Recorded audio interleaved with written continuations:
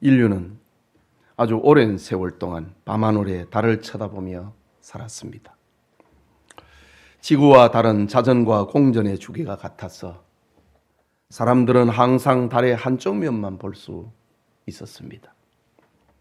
그래서 달의 뒷면에 대한 궁금증이 끊이지 않았지요.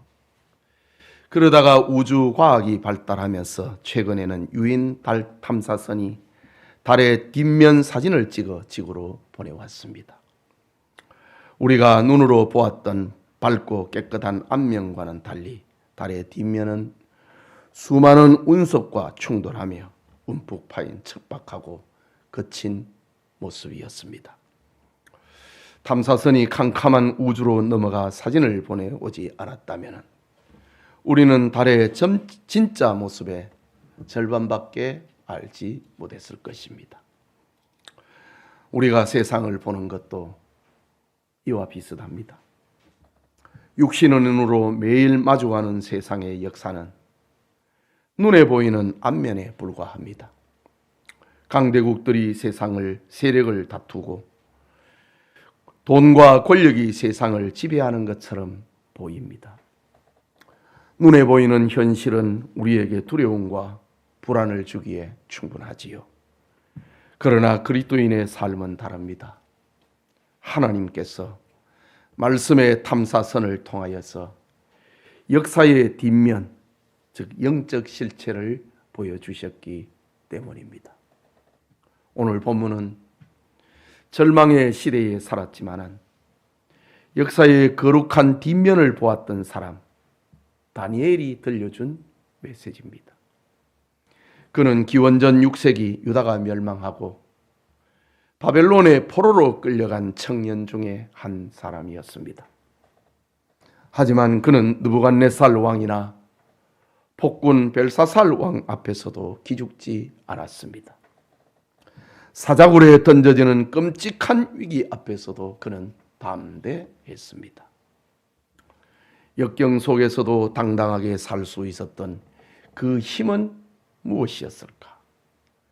그것은 세계사의 중심을 꿰뚫어 보는 하나님의 계시와 믿음이 있었기 때문입니다.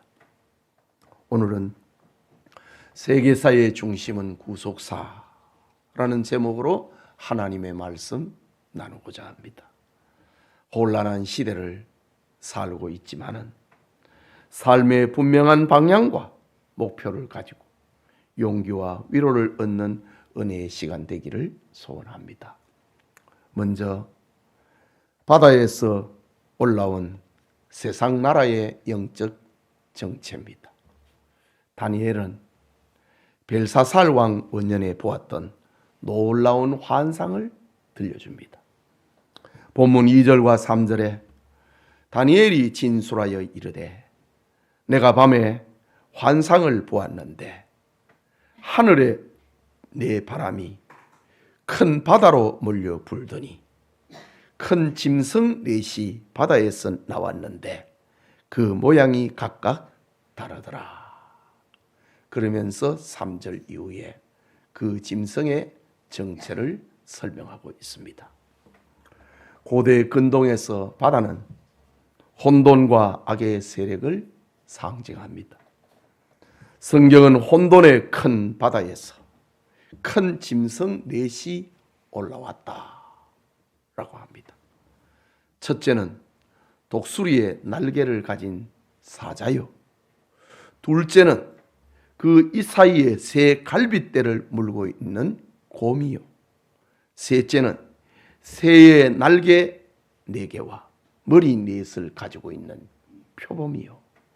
넷째는 쇠로 된 큰 일을 가지고 모든 것을 부숴뜨리는 무섭고 놀라운 짐승이었습니다.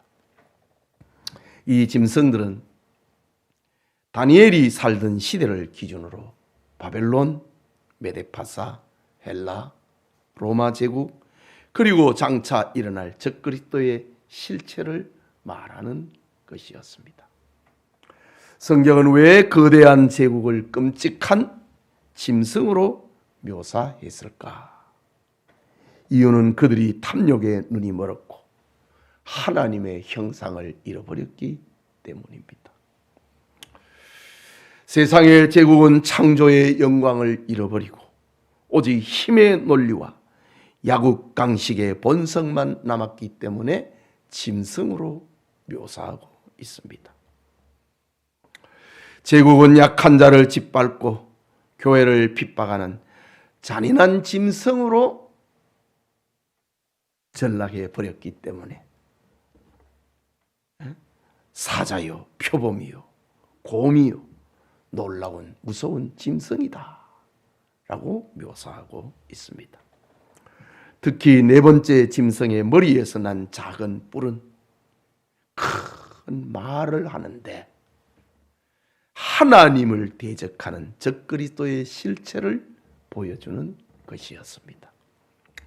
성경 신학자 그레고리 비일은 본문에 대해서 타락한 세상의 정치와 경제 권력은 본질적으로 하나님을 대적하는 짐승의 속성을 가지고 있다.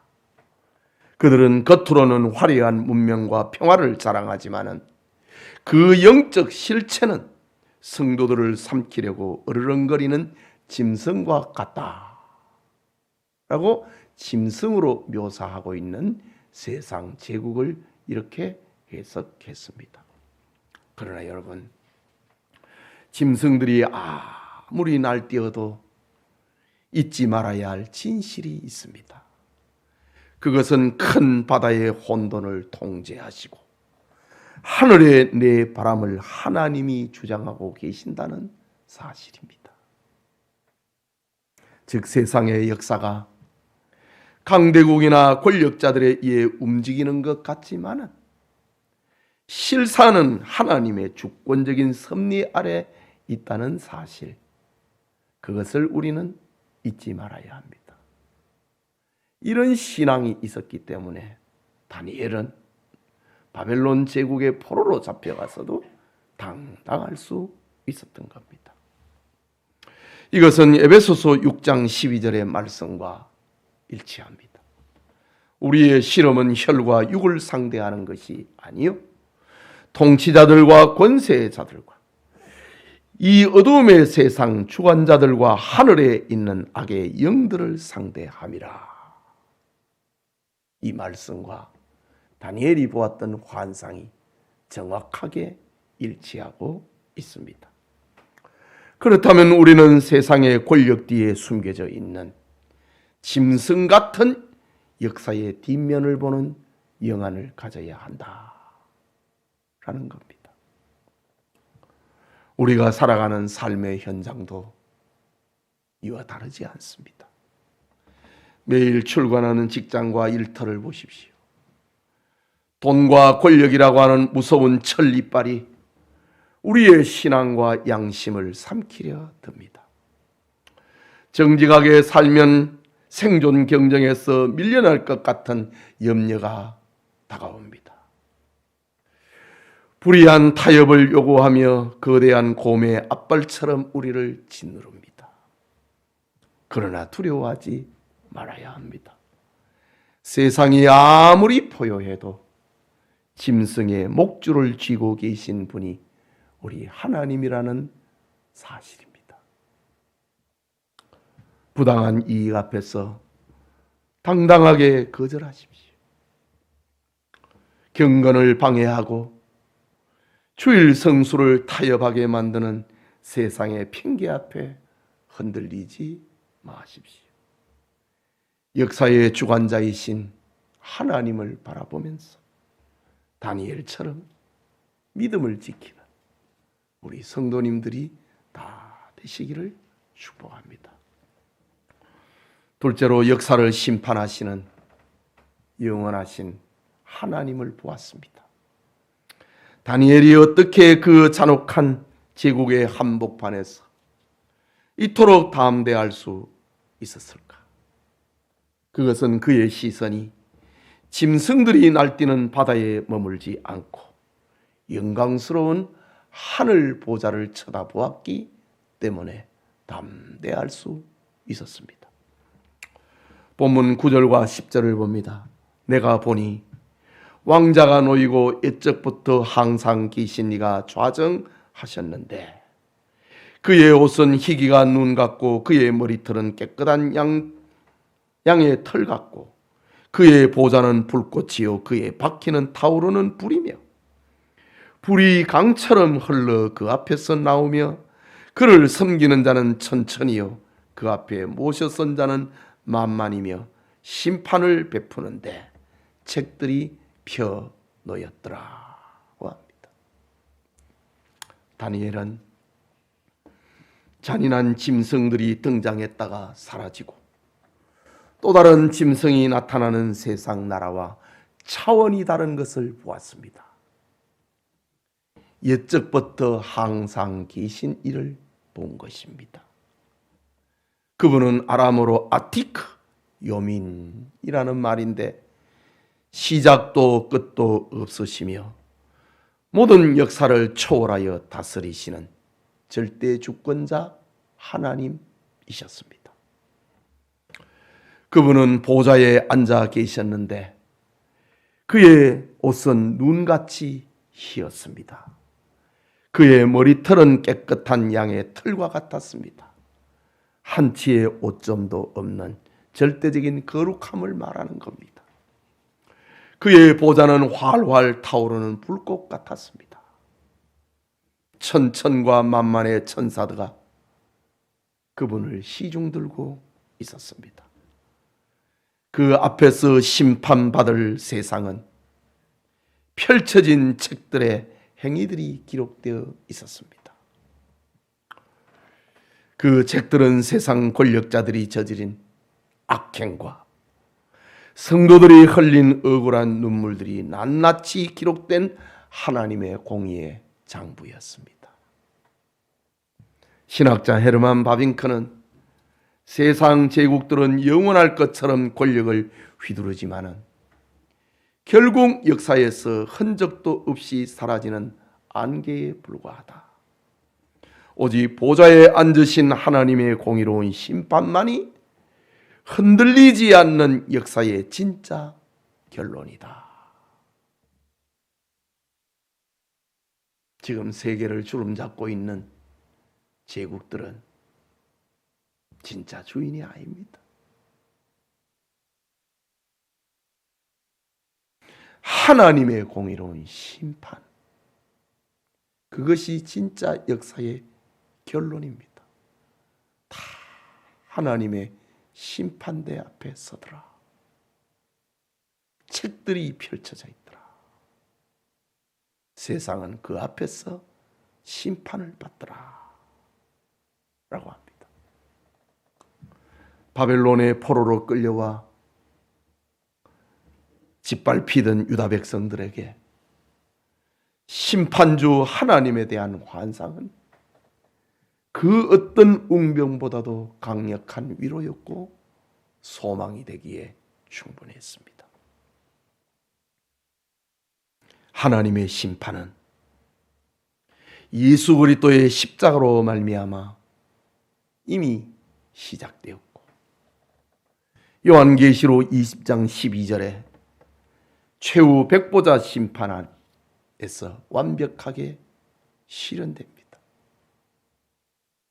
오늘 다니엘이 보았던 이 환상, 심판이 시작되는 이 환상, 요한계시록에서 완성되는 장면을 기록합니다.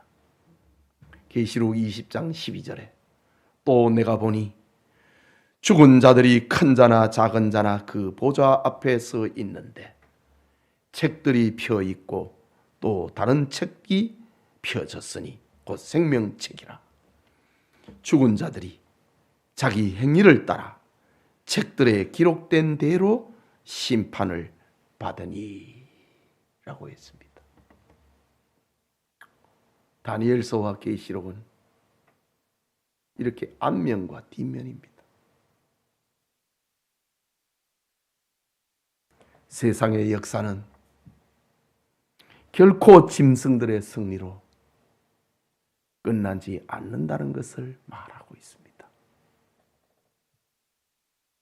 세상은 책들을 펼쳐 들고 계신 하나님의 공의로운 심판으로 완벽하게 마무리되는 겁니다. 이 심판은 악인을 벌하는 자리일 뿐만 아니라 고난받던 성도들의 믿음이 옳았음을 온 우주 앞에 선언하는 거룩한 판단의 자리가 되기도 하는 겁니다. 믿음으로 산 사람이 옳았다. 그 판단의 자리입니다. 여러분, 고난 때문에, 삶의 어려움 때문에 하나님이 과연 살아계시는가 하는 회의가 드는 분이 있습니까? 악하고 교활한 사람들은 세상에서 잘 먹고 잘 사는데 정직하게 살려는 내 삶은 왜 이리도 고달픈지 눈물을 흘리는 이가 있습니까? 누군가에게 선의를 베풀고도 배신을 당했습니까? 그렇다면 오늘 다니엘이 보았던 심판의 보좌를 영의 눈으로 볼 수 있기를 바랍니다. 하나님은 여러분이 남몰래 흘린 눈물방울 하나, 억울하게 삼킨 한숨 한 번까지도 하나님의 책에 빠짐없이 기록하십니다.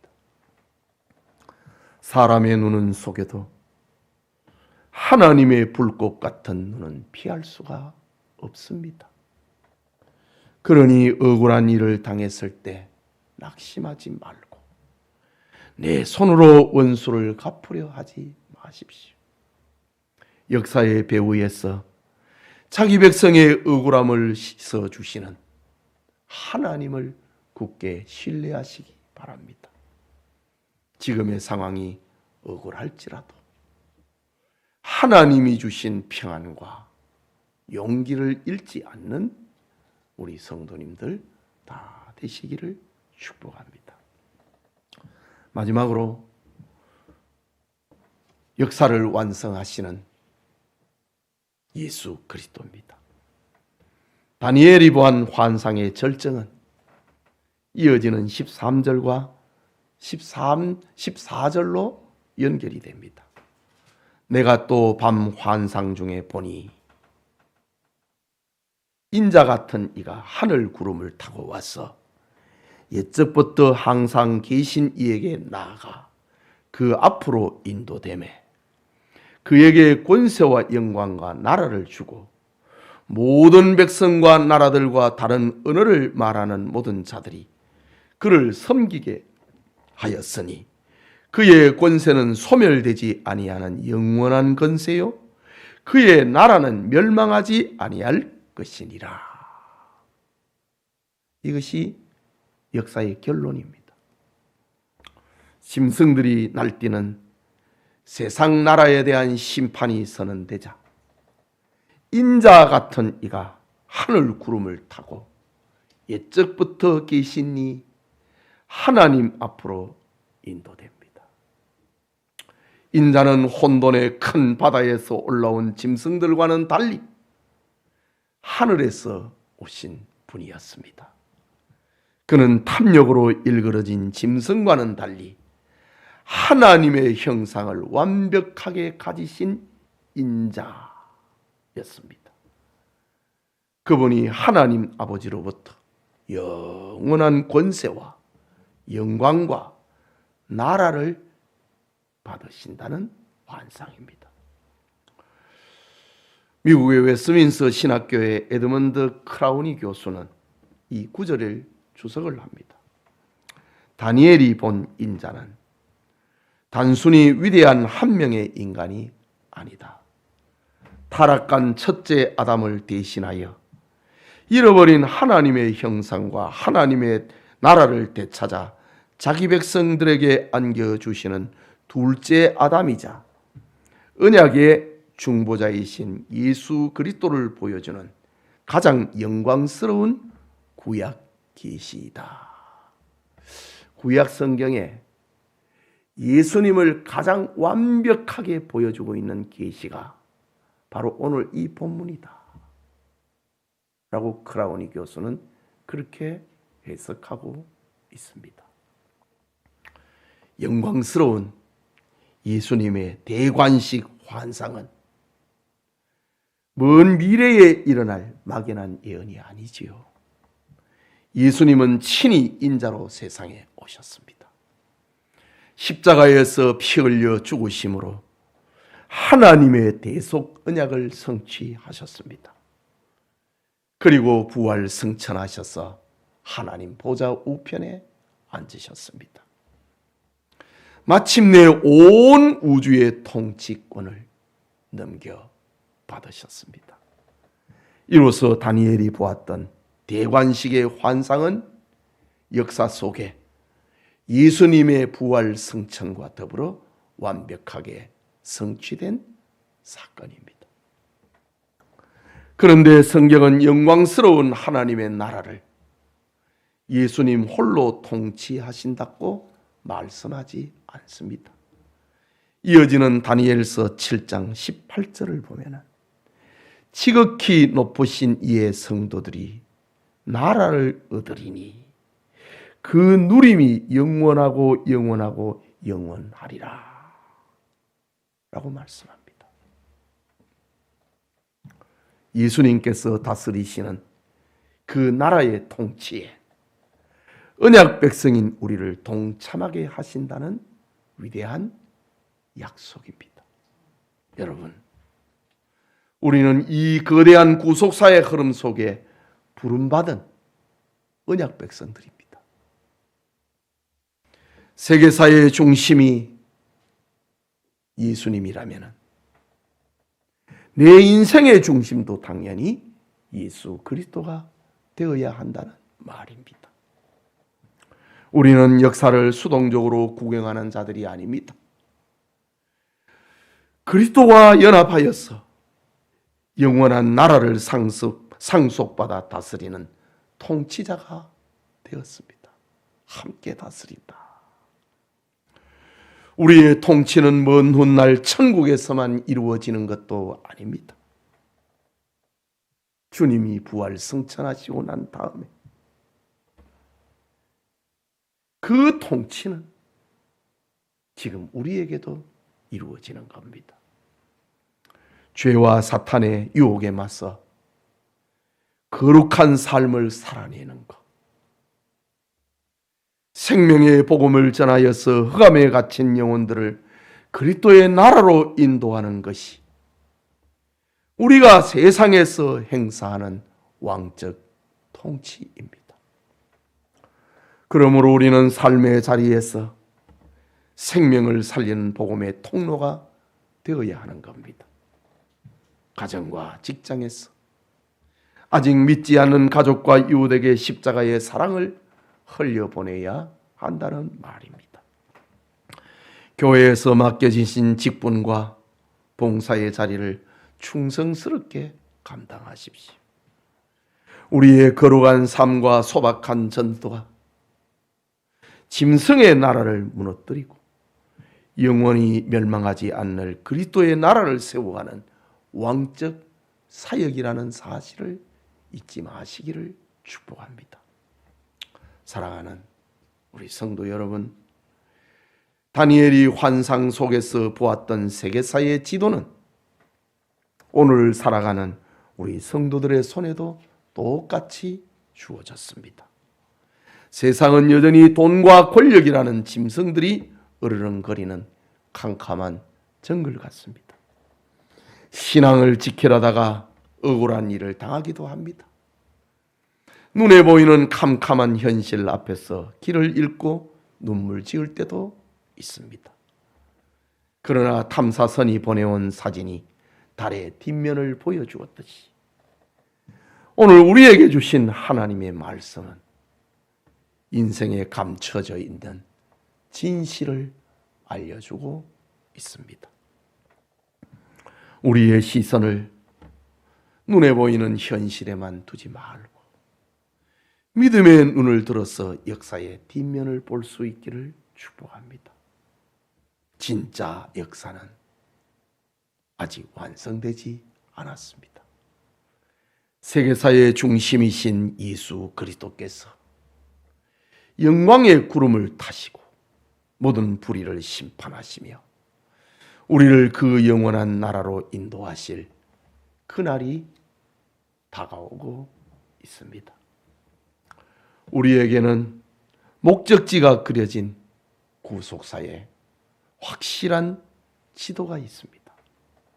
그렇기 때문에 세상의 위협 앞에 기죽지 말아야 합니다. 돈과 권력 앞에서도 비굴하게 무릎 꿇지 말아야 합니다. 다니엘처럼 하나님이 주신 거룩한 비전을 가슴에 품고 오늘도 나에게 주어진 삶의 자리에서 담대하게 주님을 따라가는 복된 성도님들이 다 되시기를 주 예수 그리스도의 이름으로 축복합니다. 우리 말씀을 생각하고 같이 기도합시다. 세계사의 중심은 예수 그리스도다. 그러니 우리도 주님을 중심으로 살아야 한다.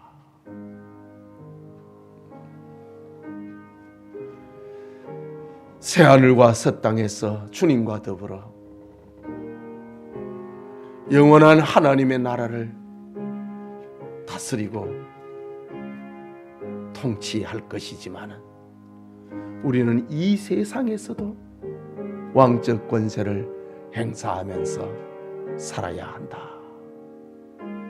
이것이 저 바벨론의 포로로 끌려와 있는 유다 백성들에게 다니엘을 통하여서 들려주고 있는 메시지입니다. 오늘 우리가 이 세상에 살아가는데 우리가 받아야 할 말씀이다. 우리는 역사의 방관자가 아니고 수동적인 구경꾼이 아닙니다. 주님이 우리와 더불어 영원히 다스릴 것이다 라고 말씀하고 있습니다. 내 삶의 영역에서 환경에서 그리스도의 통치가 나타나기를 우리 같이 기도하는 시간 갖겠습니다. 자비하신 하나님 아버지, 은혜를 감사합니다. 우리의 눈은 눈앞에 보이는 것에만 고정이 되어 있고 눈앞에 보이는 것에만 익숙해 있지만 성경은 우리에게 역사의 뒷면을 보여주고 있습니다. 앞면과 뒷면을 바로 알아야 완전한 그림을 그릴 수 있는 것처럼 하나님, 성경을 통하여서 역사의 뒷면을 보여주고 있는 이 사실 앞에 우리 눈에 보이는 것을 해석을 하며 분석을 하며 하나님의 나라로 만들어가는 그런 지혜와 열정이 우리 교우들에게 있게 하여 주시옵소서. 미혹을 당하여 넘어지는 자 되지 않게 하여 주시고 하나님의 계시의 음성 앞에 다니엘처럼 용기 있게 하여 주시옵소서. 하나님 아버지, 주님의 말씀을 받고 함께 기도합니다. 눈앞에 보이는 것에 고정되어 두려워하고 시시각각으로 변하는 우리의 감정, 저 역사의 뒷면을 보고 바르게 해석하는 그런 지혜를 우리에게 주옵소서. 예수님의 이름으로 기도합니다. 아멘.